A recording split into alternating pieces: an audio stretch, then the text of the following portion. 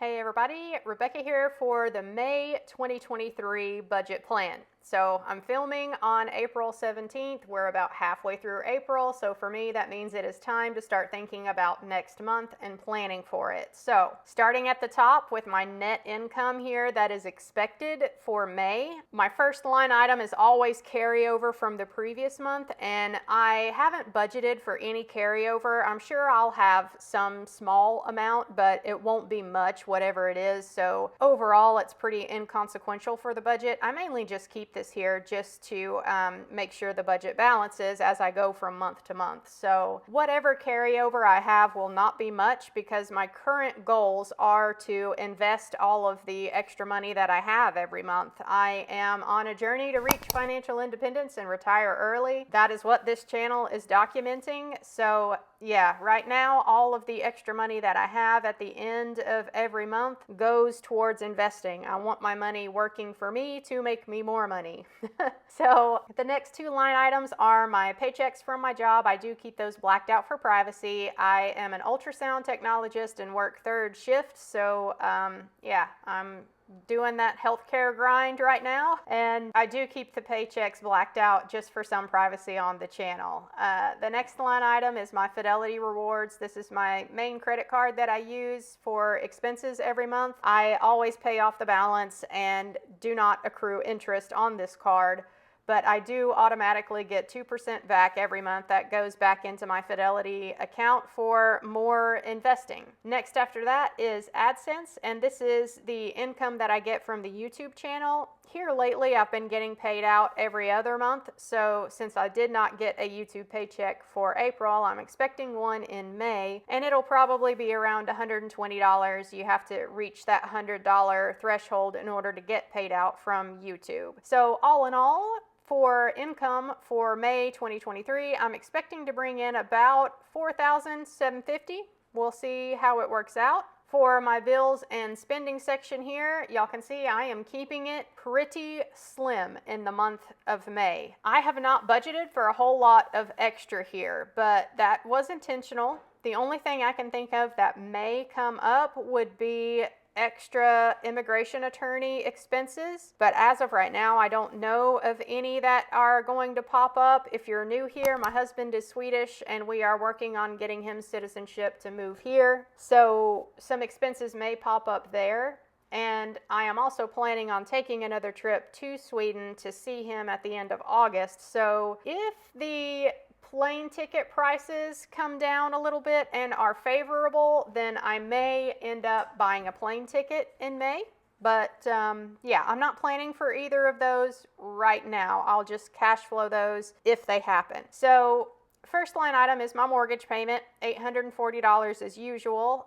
This balance over here is what I actually owed on the house as of the beginning of April. My April payment has not gone through yet, so I will update this whenever my April payment goes through. Utilities, this includes power and water, sewer, trash pickup for my house here. I'm budgeting $130 for May. Internet is $65.25 as usual. Gas for my car, I'm going to stick with the $125 budget there. And my food and household spending, sticking with that $600 budget. It's just me and my cat and my dog here, so this should be fine, even though it seems to be a challenge for me. But this should be more than enough for just the three of us here, as my cat brings me a toy to throw. And then lastly here, personal spending. My goal is to not spend over $2,000 for the entire year of 2023 on personal spending. As April is still ongoing, I have not done any personal spending for the month of April. That is the goal for me, to do a no spend on the personal spending in April. But come May, I have budgeted $125. I have about $1,100 as of right now left for the rest of the year. So I do need to be intentional with that personal spending if I decide to do any we'll see what happens. My debt section for the budget is just one item. I have a car payment, and that is $555 every month. This is a little bit over the minimum payment, just so that I can see the balance drop on what I owe on my car by about $1,000 every couple of months. And again, I usually keep the current balance out here to the side, but my payment has not gone through yet for April, so I can't update you guys on the balance right now. I will update you guys what the current balance is at the end of the month budget review for April. And then my last section here is the investing and fire tracking portion of the budget. Now, this is where all of the extra money that I have at the end of the month goes. And I used to show these numbers publicly, but I don't show them publicly anymore unless you are a channel member of the Fire Fam level. I do still publicly share my monthly savings rate and my percentage progress towards my fire number. So that I do still share publicly, but I don't know those numbers until I get to the end of the month budget review every month. So y'all can see down here that the final balance for the month of May is about $5 that I should have left over. This is why I say that the carryover balance from month to month is never really spectacular. That's because all the extra money that I have at the end of the month, I want to go towards investing in some way, shape, or form. So all the extra money that I get goes towards one of my investing accounts to try and grow my portfolio and get to financial independence faster. So if you're a channel member, then you can see what those numbers are at the end of the month. But otherwise, if you're not a channel member, I will still share my percentage progress towards my fire number as the portfolio grows. So that covers it for the May budget. It's pretty small. I'm hoping that it's gonna stay that way. If I could keep my monthly spending under $2,000, that's great. I should have a pretty awesome savings rate for the month of May. In fact, let's see what my savings rate would be if everything just works out exactly as I plan. All right, that's a pretty nice savings rate, you guys. They say 5 is the number of money. So yeah. I would be absolutely thrilled with a 55.55% savings rate for the month of May.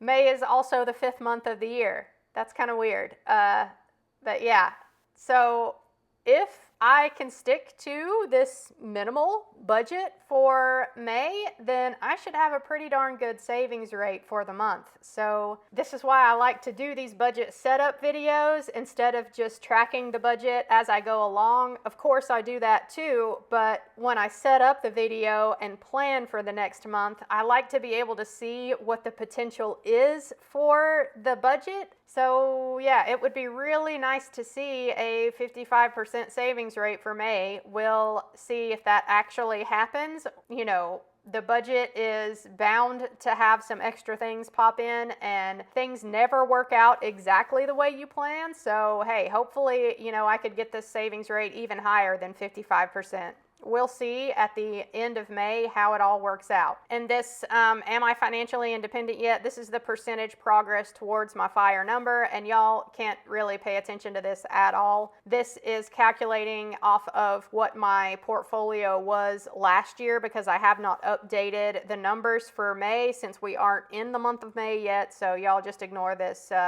19% FI number yet. I'm actually a little less than that with the way the markets have struggled compared to where they were last year. Anyway, focusing on the savings rate, the positive here, I am really hoping that going forward from this point that I can maintain at least a 50% savings rate every month, barring months that I'm traveling to Sweden, and also barring months that I had to pay my mom back the money that I owed her. So I had been working on that for the last maybe 6 months or so, but I did finally get my mom paid back at the end of March. So now the floodgates are open as far as investing goes for me, and I am hoping to maintain at least a 50% savings rate every month. So y'all can hold me to that. We can see that that's how the numbers work out if I stick to my budget plan. You guys hold me to it. We'll see how the May budget works out when I do my budget reconciliation video at the end of May. So I hope you guys enjoyed this one. Subscribe to follow the journey, and I'll catch you in my next video. Bye, guys.